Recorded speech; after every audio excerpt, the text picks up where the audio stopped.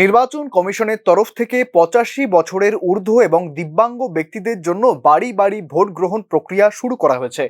পশ্চিম ত্রিপুরা লোকসভা আসন এবং রামনগর উপনির্বাচনের জন্য 10ই এপ্রিল এবং 12ই এপ্রিল পোস্টাল ব্যালটের মাধ্যমে বাড়ি থেকে ভোট গ্রহণ করে নির্বাচন দপ্তরের কর্মীরা। শুক্রবার আগরতলা ইন্দ্রনগর এলাকায় ভোট গ্রহণ প্রক্রিয়া ঘুরে দেখেন পশ্চিম ত্রিপুরা জেলা শাসক তথা পশ্চিम parliamentary returning officer Vishal Kumar. ये जो नया इनिशिएटिव है ईसीआई की तरफ से लोकसभा इलेक्शन 2024 में जो 10 और 12 तारीख को हम लोग होम वोटिंग के लिए लोगों के घर घर जा रहे हैं, जो 85+ और पीडब्ल्यूडी वोटर्स हैं, ये 10 और 12 तारीख को चलेगा।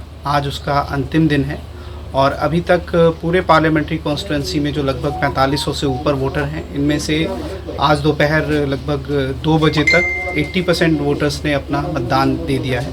अभी हम लोग 6 अगरतला के इंद्रनगर के आसपास के एरिया में हैं, जहाँ पे आपने देखा एक व्यक्ति जो अपनी आंखें खो चुके थे किसी वजह से, उन्होंने अपने वोट का मतदान किया और उन्होंने पाया कि ये जो सुविधा ईसीआई की तरफ से की गई है ये बहुत। তিনি জানান যে পশ্চিম ত্রিপুরা সংসদীয় নির্বাচন এলাকায় 4580 ভোটার রয়েছেন, যাদের মধ্যে বেশিরভাগই ভোটদান হয়ে গেছে। তবে শারীরিক অসুস্থতার কারণে বা বাড়িতে না থাকার কারণে যারা এখনো পর্যন্ত ভোট দিতে পারেননি, তাদের ভোট গ্রহণের জন্য ব্যবস্থা নেবে কমিশন। टोटल अगर आप ईस्ट पीसी में देखेंगे, ईस्ट पार्लियामेंट्री कॉन्स्टिट्यूंसी में, तो लगभग 4580 वोटर्स हैं, जिसमें से अभी तक जो मुझे जानकारी मिली है 3600-3700 ने अभी तक वोट दे दिया है। हम उम्मीद करते हैं कि ज़्यादातर वोट लोग दे देंगे।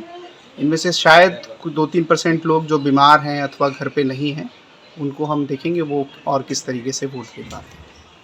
বিশাল কুমার উল্লেখ করেন যে নির্বাচন কমিশনের উদ্যোগে বাড়ি থেকে ভোটদানের সুবিধায় বহু মানুষ উপকৃত হচ্ছেন।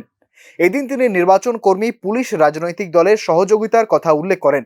তিনি বলেন, নির্বাচন কমিশনের নিয়মাবলী মেনে শান্তিপূর্ণভাবে দুদিনই হোম ভোটিং প্রক্রিয়া সম্পন্ন হয়েছে। Bureau report, news now, Agartala.